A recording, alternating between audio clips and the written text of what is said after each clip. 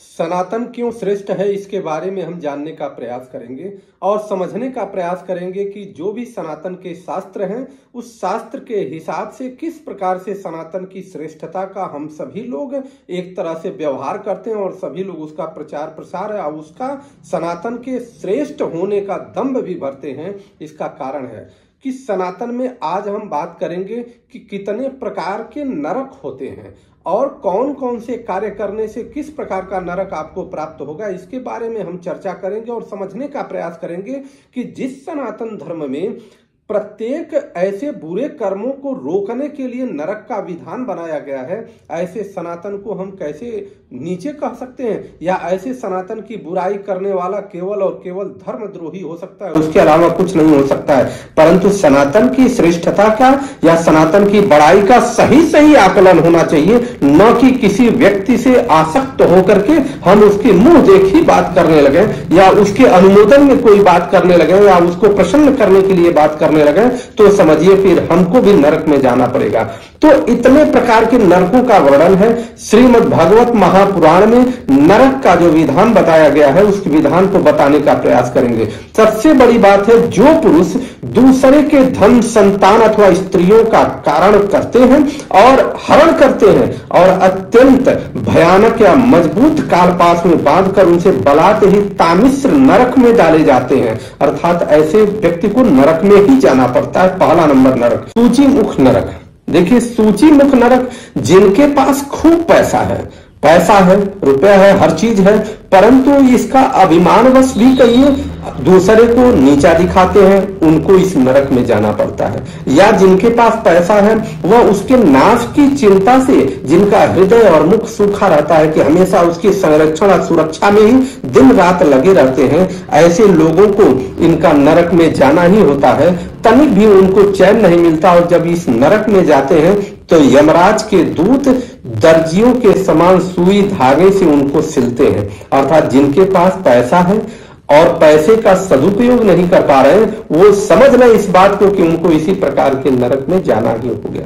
जो पुरुष इस लोक में यह शरीर मैं ही हूं, यह स्त्री धन आदि सब मेरे हैं, ऐसे बुद्धि में दूसरे प्राणियों से विद्रोह करके निरंतर अपने कुटुंब के ही पालन में लगे रहते हैं, वह अपना शरीर छोड़ने के बाद वह रौरव नरक की प्राप्ति में जाते हैं या रौरव नरक जाते हैं। इसलिए जीवों को परलोक में यम यातना के आने पर जीव रूरू होकर के उसी प्रकार से उनको कष्ट पहुंचाते हैं जिस प्रकार से, और वह रूरू जो जीव होता है वो कैसा होता है, 100 गुना क्रूर होता है, ये समझना है। इसलिए उनको रौरव नरक में डाला जाता है। रूरू रौरव नरक, इसका विधान आपको समझ में आ गया होगा कि ये सब मेरा है, ये पत्नी के लिए है, ये पुत्र के लिए है। सारा ठगी बेईमानी करके जो लोग ले आते हैं और अपने घर को भरते हैं, उनको रौरव नरक में जाना पड़ता है। उसके बाद महारौरव नरक आता है। उसमें कौन जाता है? उसमें वह व्यक्ति जाता है कि जो और किसी की परवाह न करके केवल अपने शरीर का ही पालन पोषण करता है। वह कच्चा मांस खाने वाले रूरू इसे मांस के बोटी बोटी काटते हैं। ये समझिए, किसी का परवाह नहीं करता, केवल अपने बारे में सोचता है, अपने बारे में भोग करता है, उसको महारौरव नरक में जाना पड़ता है। और उसके बाद कुंभोपाक नरक क्या होता है? कुंभोपाक नरक, जो पुरुष इस लोक में अपना पेट पालते के लिए जीवित पशु या पक्षियों को रौंदता है तथा उस हृदयहीन राक्षसों से भी गए बीते पुरुष को यमदूत कुंभीपाक नरक में ले जाकर खौलते हुए तेल में डालते हैं, ऐसे व्यक्ति को कुंभीपाक नरक में जाना पड़ता है। और कालसूत्र नरक में कौन जाता है? जो मनुष्य इस लोक में माता पिता ब्राह्मण और वेद से विरोध करता है, उसे यमदूत कालसूत्र नरक में ले जाते हैं। इसका घेरा 10,000 योजन का है। इसकी भूमि तांबे की होती है। भूमि जो है, जो निचला वाला सतह है वो तांबे का होता है और इसमें जो तपा हुआ मैदान है वह ऊपर से सूर्य और नीचे से अग्नि के दाह से जलता रहता है।